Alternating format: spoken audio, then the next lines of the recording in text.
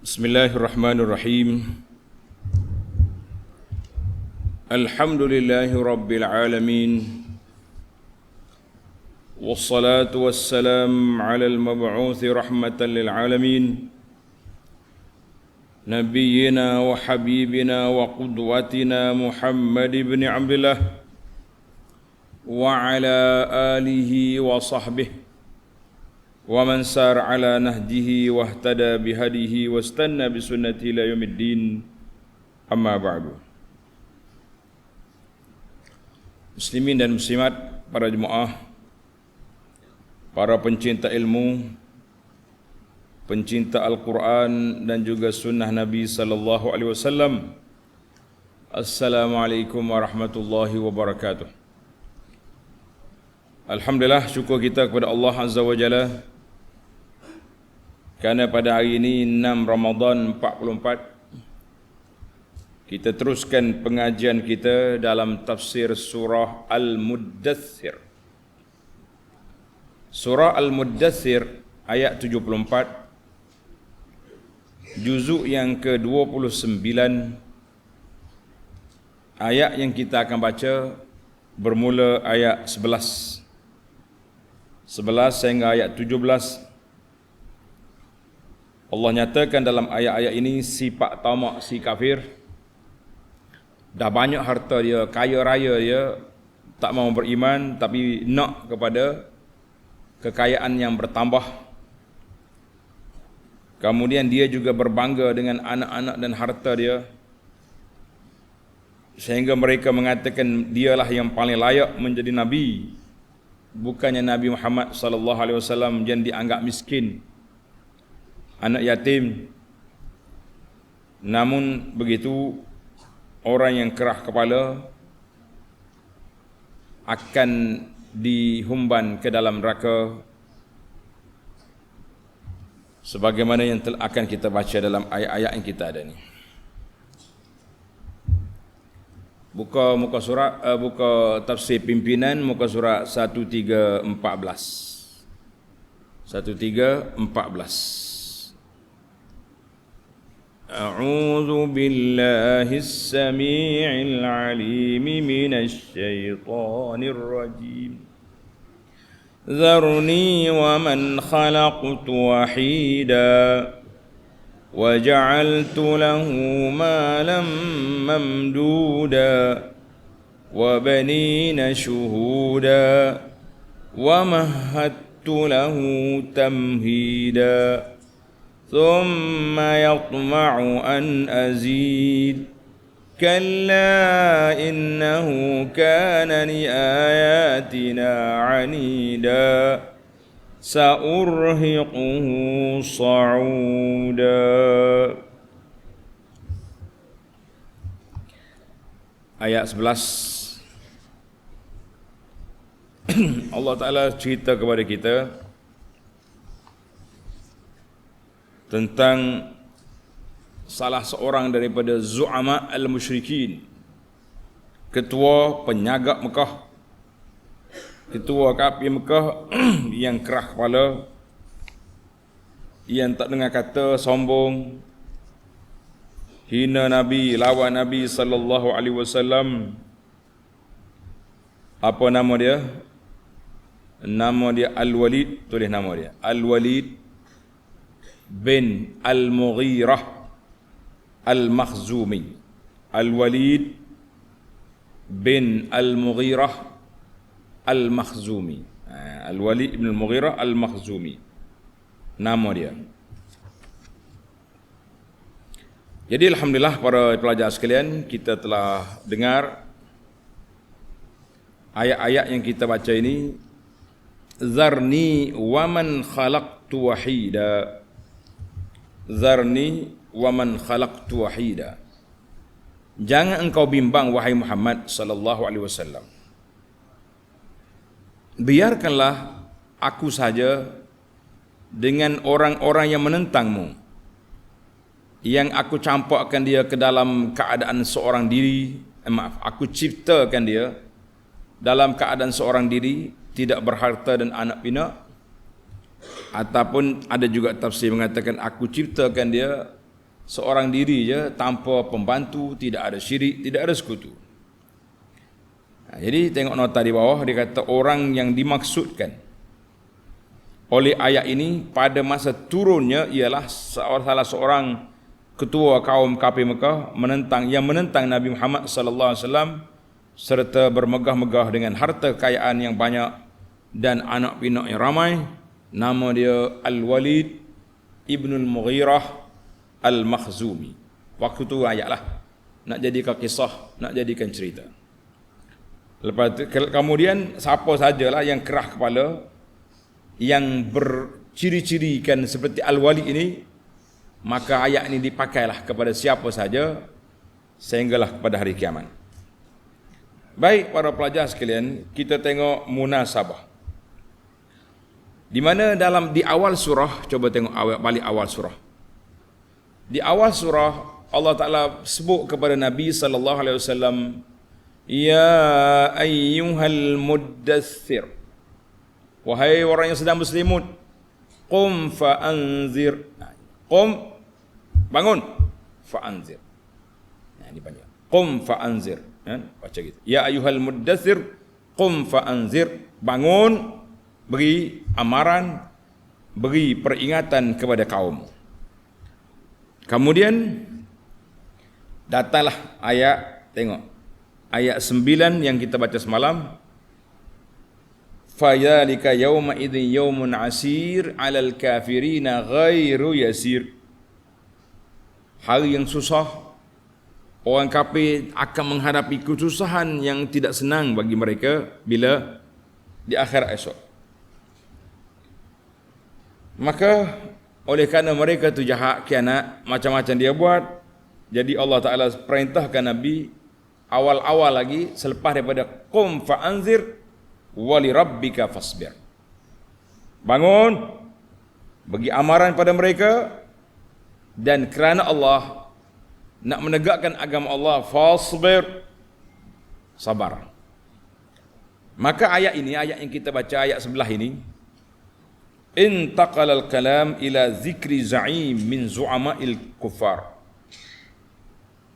Allah Ta'ala sebut pula salah seorang daripada kepala penyagak kafir, penentang tegar Al-Quran dan dakwah Nabi sallallahu alaihi wasallam. Siapa dia tu? Kita tengok, nama telah disebut oleh ulama tafsir, iaitu Al-Walid. Balik kepada ayat. Zarni wa man khalaqtu wahida. Ay da'ni ya Muhammadu sallallahu alaihi wasallam. Wa hadzal kafiru alladhi khalaqtuhu munfaridan. Si kafir ni, Al-Walid ni, walaupun sekarang dia kaya, dia ramai anak, tapi aku jadi dia seorang je. Dia keluar daripada perut mak dia tu kuat-kuat seorang dia. Tak ada harta, tak ada anak. Semua urusan dia di bawah kuasa Allah Azza wa Jalla. Dia jangan duduk kerah kepala, jangan duduk tunjuk orang panggil action ataupun act ataupun gedebe, jangan. Jadi masalah wahida di sini. Wahida. Ingat ni bukan nama orang, wahida ni. Kata Az-Zajjaj, tulis Az-Zajjaj ni ulama lughah, ulama pakar bahasa. Dia kata qala Az-Zajjaj, Zai, Jin, Alif, Jin, Zajjaj. Wahida di sini ala wajhaini, ada dua pandangan. Ai ahdum an yakuna wahidan min sifatillah. Wahidan, keesa tunggal itu daripada sifat Allah Azza wa Jalla. Jadi makna ayat dianya, zarni, biarkan aku, dan orang yang aku ciptakan dia wahdi, seorang aku, tak ada syirik, tak ada sekutu, tak ada pembantu. Itu tafsir sebagian ulama kata wahidan di sini min sifatillah, sifat Allah Taala wahid.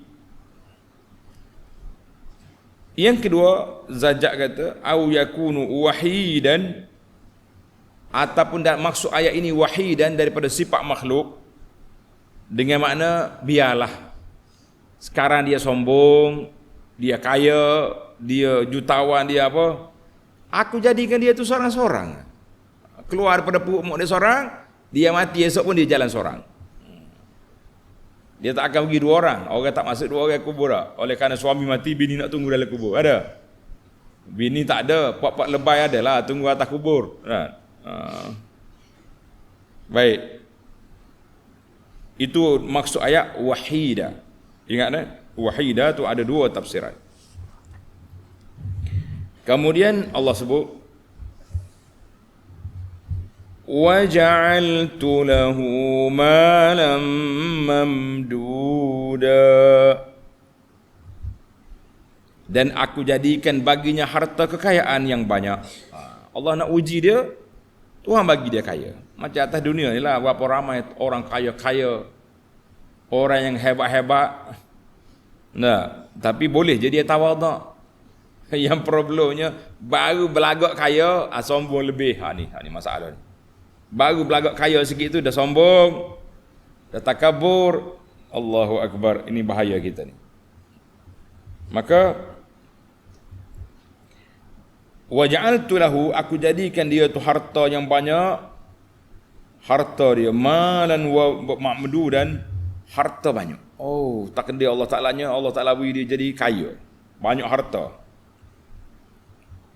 Siapa dia tu? Tadilah kata di Ibnu Atiyah rahimahullah, dia kata la khilafa bainal mufassirin, tidak ada khilaf di kalangan ulama tafsir bahawa ayat ini turun pada Al-Walid bin Al-Mughirah Al-Makhzumi. Al-Walid bin Al-Mughirah Al-Makhzumi, maknanya asal cerita ayat. Jadilah cuma Al-Walid ni dikenali dalam kalangan Quraisy dengan nama Wahid. Walid ni terkenal dengan nama Wahid. Sebab apa? Sebab dia banyak ciri keistimewaan pada Walid. Mari kita dengar sikit. Dah kita buka cerita, kita masuk cerita. Boleh je kita abaikan cerita ni, tapi nampak macam menarik untuk kita kenal. Watak-watak yang ada zaman dulu, mungkin watak yang sama ada zaman kita ini. Nas'alullah as-salamata wal afiyah. Kita minta Allah Ta'ala selamatkan kita. Jadi kata di ahli tafsir, dia kata Ibnu Ashur contohnya, dia kata Al-Walid ni terkenal dengan nama Wahid, makna orang yang special lah, orang yang hebat zaman jahiliah ni. Sebab apa? Sebab tanda. Yang pertama, kasratul walad, ramah anak. Yang kedua, sa'atul mal, harta banyak. Tiga, majduhu,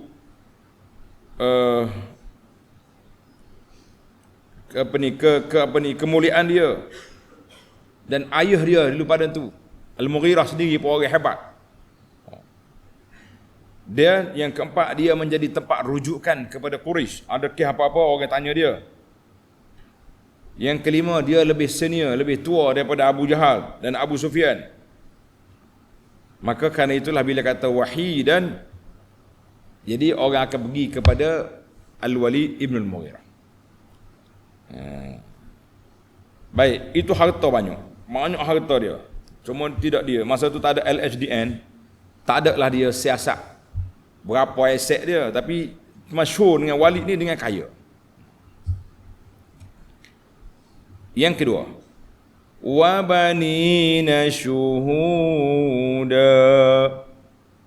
serta anak pinak yang ramai yang sentiasa berada di sisinya. Jadi manusia ni bila ramai banyak harta, dia nak kepada anak pula. Dua yang kita ni ya. Kalau anak ramai kan tak ada harta. Walid ni ada dua-dua. Anaknya ramai, harta banyak. Jadi anak dia pula bersama dengan dia. La yaghibuna anhu wa la yufariquna. Sekali aja dia sama. Bahwa yasta'nisu bihim, dia bangga dengan anak-anak dia. Maknanya kalau dia berjalan tu anak dia sekali. Kalau orang mari rumah, anak dia terus hidang makanan. Jadi anak kita ni payah, orang mari rumah puas manggil nak suruh angkat air contohnya. Ini panggil, maknanya wali ni anak-anak dia kacik dengan dia. Oh, ini di antara kehebatan dia lah Tuhan bagi. Dan anak dia juga membantu bisnes dia. Oh, hok ni jaga projek ni, hok ni jaga projek ni. Tuan-tuan nak kenal siapa anak dia?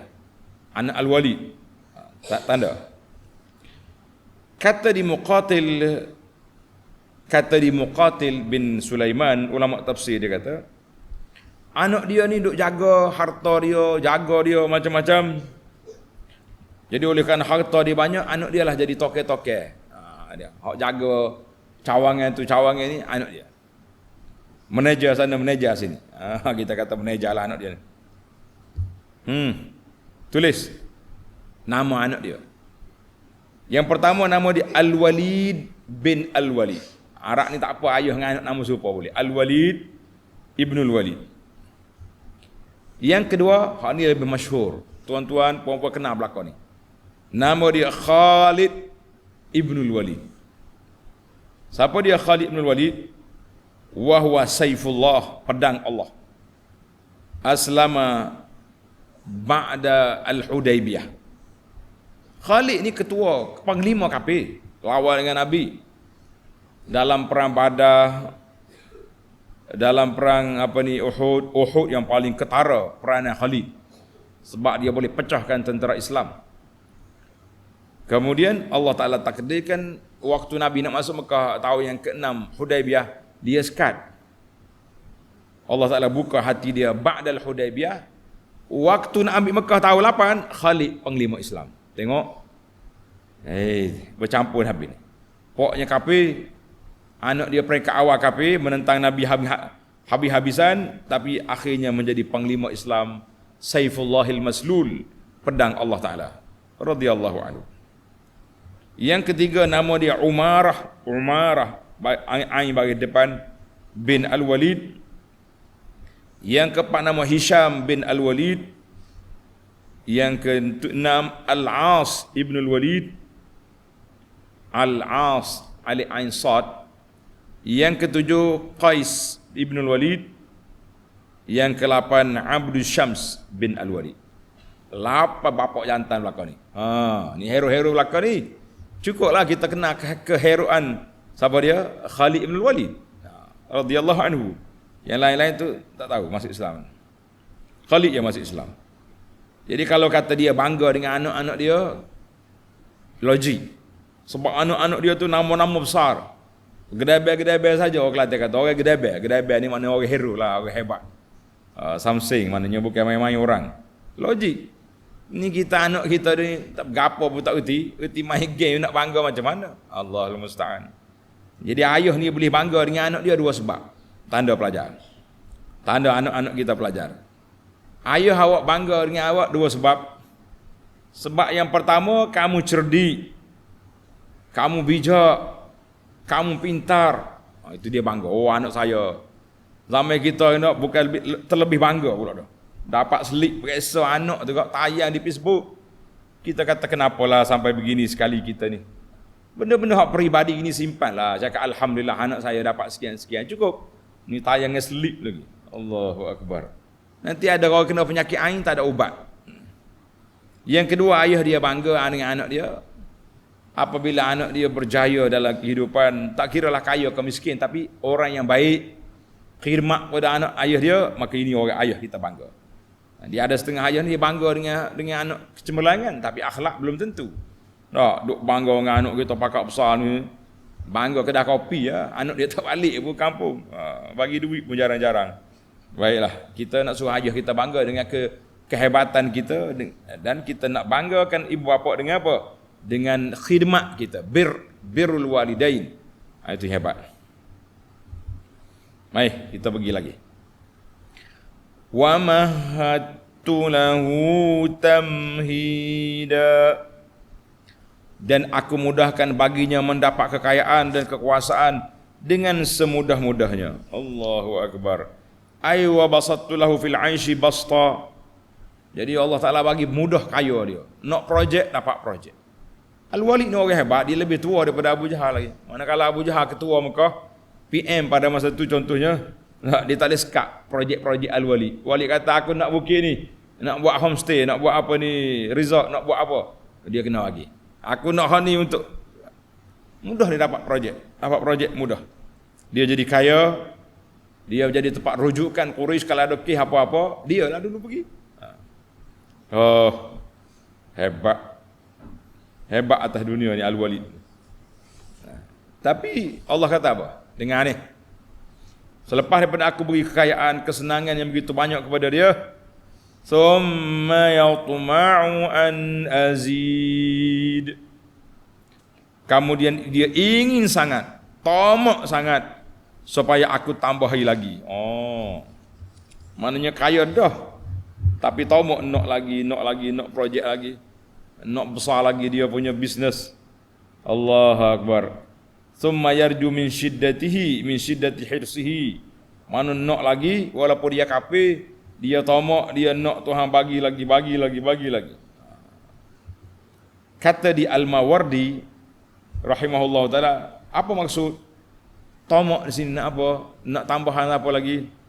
Dia kata yang salah satu daripadanya, sudah pastilah dia tamak nak harta, nak anak ramai lagi. Yang kedua dia tamak dia tu nak masuk syurga juga walaupun dia kafir. Ni tak jadilah. Allah kata apa? Aku bagi harta, aku bagi anak-anak ramai, anak pula khidmat sungguh pada ayah dia. Kita ini kalau duk bangga dengan anak kita, tak tahu duduk di mana anak. Hari raya baliklah 2 hari. Itu pun kadang-kadang kita dengar cerita sedih, sad story dia panggil. Nah, mak dia punya anak balik daripada KL ni. Oh, nak sambut cucu ni, masak jap pagi lagi. Sampai petang, orang waktu nak buka puasa tak hafal anak dia. Lepas tarawih pun tak sampai lagi. Tanya-tanya duk mana? Maaf mak, kita check in hotel. Oh. Menangis orang tua ni lepas gula dia yang sudah basi. Allahu Akbar. Tengok. Walid anak dia duk syuhudan. Anak duk sekali. Allahu Akbar. Maka ayat apa ni? Ayat 16 Tuhan kata apa? Kalla innahu kana li ayatina anida.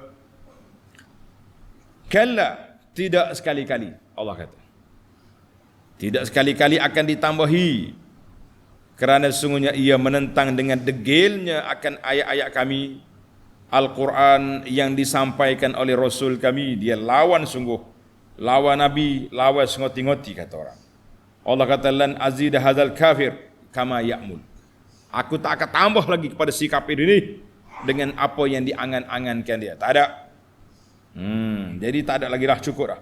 Sebab dia kerah kepala, dia tak dengar kata, dia lawan juga Nabi SAW.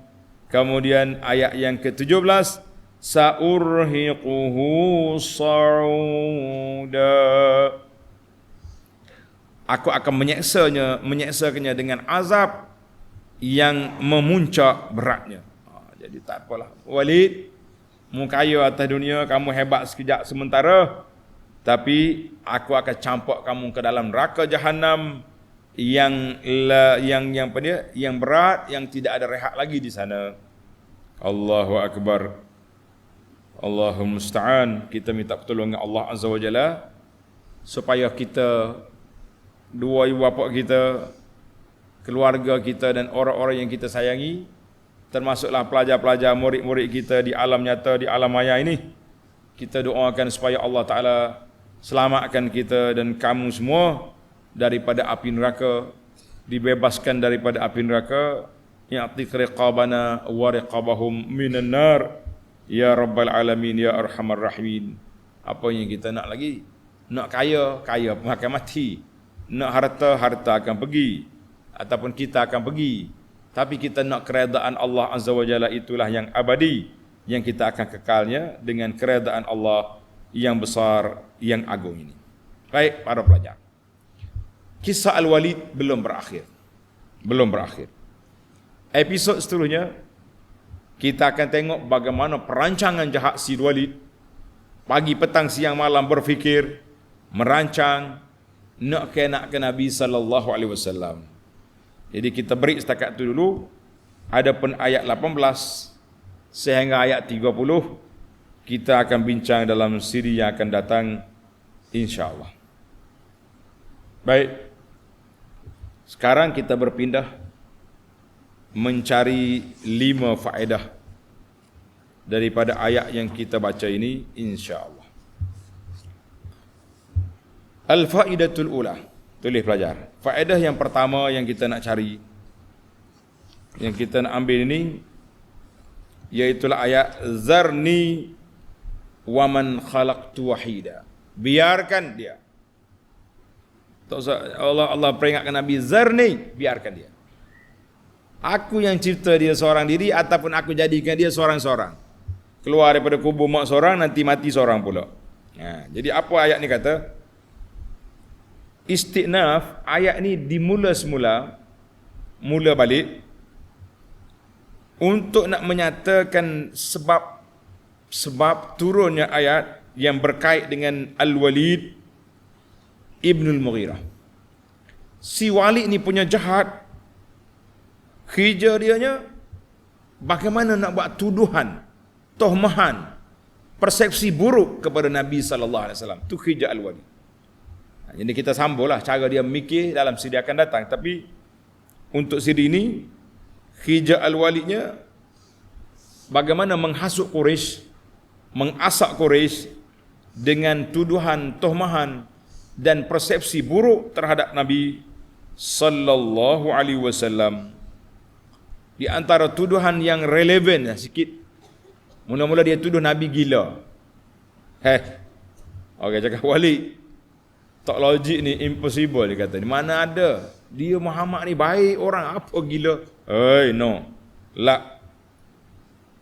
Dia kata penyair. Kami ni ahli sastrawan, kami tahu ini bukan bahasa penyair. Habis yang relevannya apa? Yang sesuai untuk tuduh dia? Sahir, ahli sihir. Sebab apa? Sebab dia telah memisahkan antara suami dengan isteri. Suami yang ikut dia tercerai dengan isteri. Anak beranak berkelahi. Sedap dia cakap masa tu. Sebab anak dia Al-Walid, anaknya Khalid masih lagi bersama dia. Lepas pada tu Khalid masuk Islam, baru kau tahu. Jadi maka ayat ini menunjukkan kepada peristiwa turunnya ayat Quran ini kepada istinaf mula untuk nak memberitahu tentang keburukan Al-Walid yang membuat perancangan strategi jahat terhadap baginda Nabi sallallahu alaihi wasallam. Itu yang pertama. Boleh. Nombor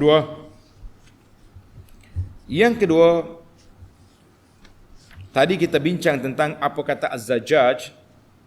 Zajjaj kata al-wahid min sifatillah. Daripada sifat Allah Taala, wahidan. Sifat Allah Taala. Maka ulama Ahlus Sunnah mengatakan bahawa Inna Allah Ta'ala lam yazal bi asma'i wa sifatihi. Allah Ta'ala itu dengan nama-nama yang maha indah, dengan sifat-sifatnya yang maha tinggi. Adapun sangkaan puak-puak Jahmiyah. Jahmiyah ni bos dia nama dia Jaham bin Safwan. Dia kata siapa dia kata Allah Ta'ala ni ada sifat sedemikian, maka orang tu telah terpengaruh dengan perkataan Nasara. Nasara maknanya puak-puak Kristian yang mengatakan Tuhan tu ada anak, ada isteri. Jawabnya la. Jawab anna ahlas sunnah wal jamaah yaqulun. Ahlus sunnah wal jamaah mengatakan bahawa innahu wahidun bi asma'i wa sifatihi. Allah SWT itu esa, tunggal dengan namanya, dengan sifat-sifatnya. Maka tak boleh kita sifatkan Allah kecuali apa yang Allah Ta'ala sifatkan dia. Sebagaimana Allah Ta'ala sifat di sini wahida. Wasafahu bil wahdah. Jadi Allah Ta'ala itu esa, tunggal, tak ada sekutu bagi dia. Ini sangat penting dalam kita mengenali Allah melalui nama-namanya dan juga melalui sifat-sifatnya. Adapun orang yang terpengaruh dengan Jaham bin Safwan, mereka ni akan menafikan sifat Allah Azza wa Jalla atau ta'wil, ta'til. memandulkan beberapa sifat-sifat yang Allah Taala sebut. Dia kata tidak, kalau kita sifatkan Allah dengan sifat ini, dia jadi macam makhluk. Kita kata la, Allah punya laisa kamitslihi syai' wa huwas samiul basir. Ini sangat penting dalam kita belajar ilmu tauhid, ilmu tentang sifat Allah Azza wa Jalla. Faedah yang ketiga, tulis ni pelajar. Faedah yang ketiga, Allah Ta'ala sebut dalam ayat ini dua sifat kepada Al-Walid. Satu, waja'altu lahu malam mamduda, aku jadi dia harta banyak. Wa banina syuhuda, anak-anak yang bersama dia.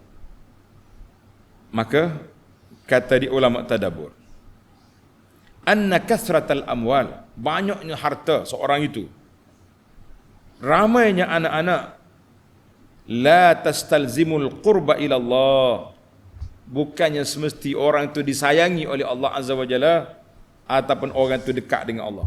Kita kadang-kadang bila tengok orang kaya, hebat, kita rasa Allahu Akbar, bahagianya awak, Allah sayang awak. Allah sayang awak, bagi harta, menega apa saja pun kaya, buatlah bisnes apa pun jadi, nak jawatan besar dapat, jadi kita rasa Allah Ta'ala sayang. La. Jadi ada fa'inna minan nas, ada di kalangan manusia yang kaya, banyak harta, ramai anak-anak, tapi dia lebih sangat, manusianya sangat jauh daripada Allah Azza wa Jalla. Jadi di antara ada orang yang sedikit anak, tak banyak harta, tapi dia lebih dekat dengan Allah Azza wa Jalla. Tengok dalam isu ni, Walid kaya, anak ramai. Nabi SAW dengan sahabat-sahabat dia miskin, tak banyak harta. Bukan kata Nabi itu apa ke dana, tidak. Khadijah kaya, tapi nak banding dengan Walid itu besar lagi lah. Maknanya anak pun tidak ramai Nabi SAW. Berapa orang yang anak dia? Anak yang laki-laki mati kecil. Tapi kita mengatakan bukan ukuran. Bukan ukuran, bukan apa? Bukan harta banyak itu, anak ramai itu menunjukkan Allah SWT sayang, tidak. Baik. Yang keempat, Allah Ta'ala sebut wa banina syuhuda, anak-anak yang ada bersama. Kenapa Allah Ta'ala sebut wa banina? Biasanya disebut banyak harta, ramai anak. Tak, ayat ini spesifik. Wa banina syuhuda, anak-anak yang bersama dengan dia. Sebagaimana kata di Muqatil tadi, huduran la yaghibuna anhu abadan anhu. Anak dia sekali dengan dia, dalam perniagaan dia, dalam bisnes dia, anak dia bersama. Maka di sini ulama tadabbur kata, di antara ciri-ciri bahagianya sebuah keluarga apabila anak-anak bersama dengan kita dalam semua perkara. Tulis ini. Bersama yang paling utama sekali, wahdatul fikri. Sama pemikiran, itu besar. Mana ayah dia ni suka kepada sunnah Nabi sallallahu alaihi wasallam. Suka tadabbur Quran, suka kepada sunnah. Isteri pun sama juga. Anak-anak pun sekali dengan kita, alhamdulillah. Ini kita yang kita bimbang gini, kitanya sukalah belajar hak ni hak Nabi buat. Ia ni hak Rasulullah sallallahu alaihi wasallam suka. Anak-anak kita pula kalau dia melompat sana sini. Tak, zikir-zikir breakdown apa dia masuk.